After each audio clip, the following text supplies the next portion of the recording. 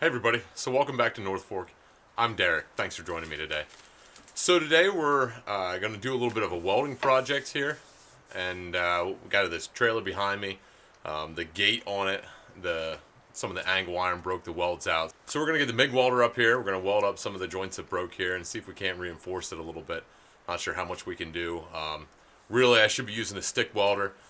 Looks like what happened was that some of the welds that were on here from the factory didn't get good penetration. So the MIG welder, it's probably what they use too. Stick welder get a lot better penetration, make a lot better weld, but I don't have one here, I just have the little 110 MIG. But so at least we'll get it fixed up to where I can use it, and we'll go from there. So let's go down and get the welder, get everything that we need up here. Alright, so I have the welder down here in the basement. This is usually where I weld most of the stuff, but I need to take it up there. It's easier to get the welder to the trailer than it is to bringing the trailer down here to the welder. So we'll load it in the four-wheeler and we'll take it up there and do the welding up front by the garage. Some of the newer welders have removable leads on. Well, this lead's removable. Some of the power cords and hoses and stuff are a little easier removable. So that's kind of what makes it difficult. This thing is a little heavy to pick up.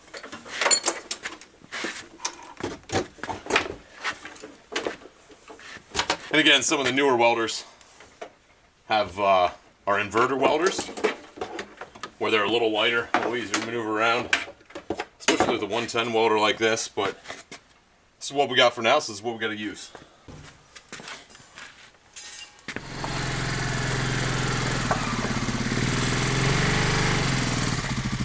Alright, so we went ahead and pulled the four-wheeler right up here as close as I could. That way I don't have to unload the welder. I'll pull the tank out, but I don't have to unload everything. I can just weld it and then take everything back downstairs. I'll show you guys what I got in the trailer right now. I'm sure you'll see it in the background a little bit, but I got some big logs in here. They're probably right around 48 inches. I did a video back in the summertime of a big maple tree. Loaded up a bunch in the dump trailer and brought it home for firewood, but these are the big pieces that were left over. Got two in here right now. I already took one up to a guy that has a big bandsaw mill. He can cut 5 foot wide. So we're gonna get some slabs made out of this, maybe some big cookies, and dry them for a couple years and see what we can make, some furniture and stuff like that. So that's what we got in the trailer right now. So before we get too far, I'm gonna grind this a little bit, clean up all the rust that's on it and get it down to bare metal so the weld will stick better.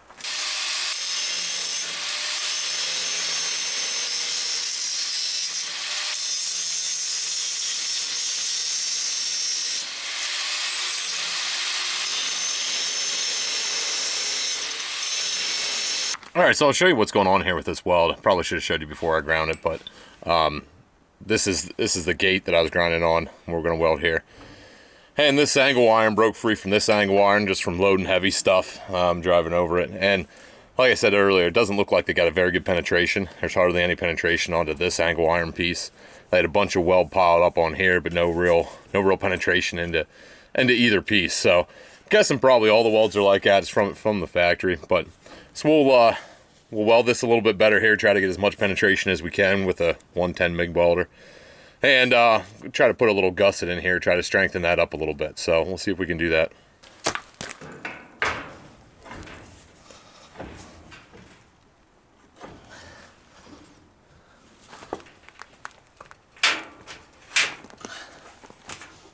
Put this block behind there so I can, just to keep everything from moving and try to get it as solid as I can. I'm also going to try at some point to take this adjustable wrench and try to pry this up a little bit and get this as far up here as we can.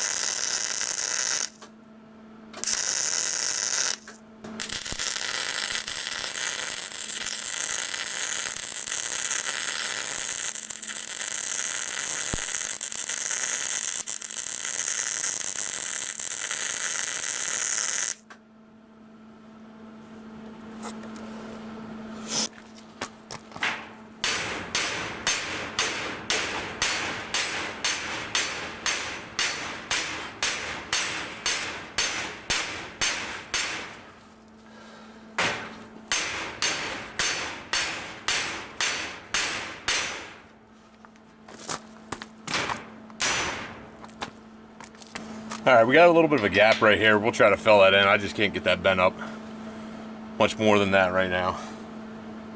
Just hard to bend it any more than with that bracket in the way.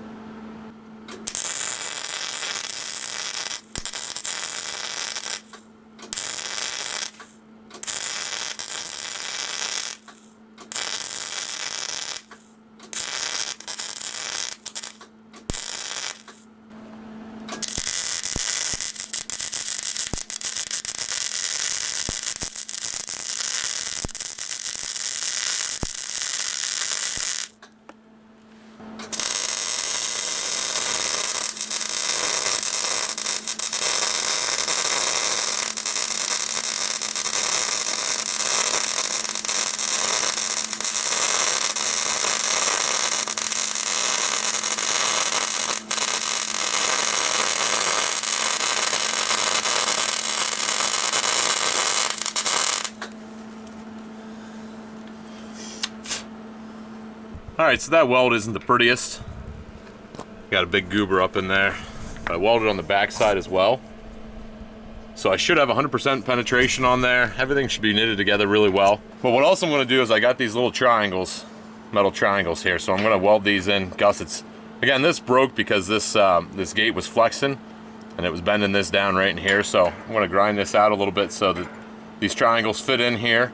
We're going to end up welding two of them. Might look a little funky when it's done, but it should be a lot better weld than the one that they had in here before that. So let's work on that.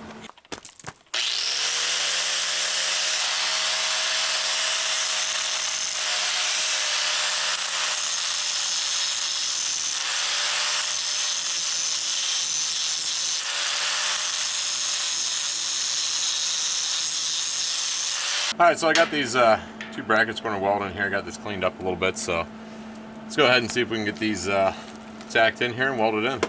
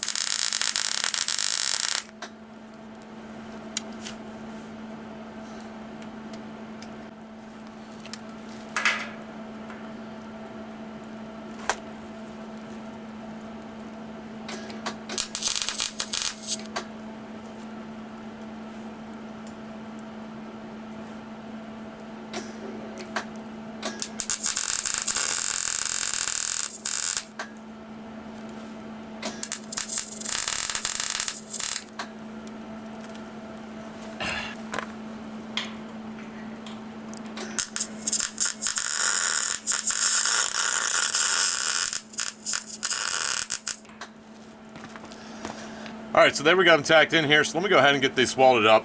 Kind of looks a little funky, but I think it'll help it be a little more stable. Alright, so that's what it looks like with those two brackets welded in there. Not the best weld job. Again, I am not a welder by any means.